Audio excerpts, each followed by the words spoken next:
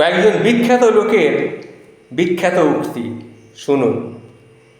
ঈশ্বর কেবল শোষণের নাম, একথা বলেছিলেন সক্রেটিস। ঈশ্বরের জন্মই একটি গভীর ষড়যন্ত্র, একথা বলেছিলেন কার্ল মার্কস।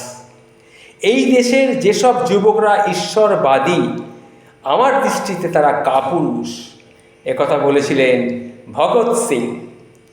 এই মহাবিশ্বে কোনো ঈশ্বর নেই, এই কথাটা বলেছিলেন তথাগত গৌতম বুদ্ধ।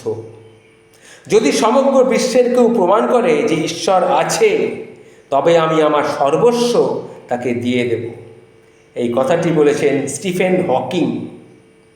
যেদিন এই মন্দিরের দিকে যাওয়া, অর্থাৎ মন্দিরের দিকে ভিড় কমে গিয়ে বিদ্যালয়ের দিকে ভিড় হবে, বিদ্যালয়ের দিকে যাওয়া সবাই শুরু করবে, সেদিন এই দেশটির বিকাশ শুরু হবে, একথা বলেছিলেন ভীমরাও আম্বেদকর।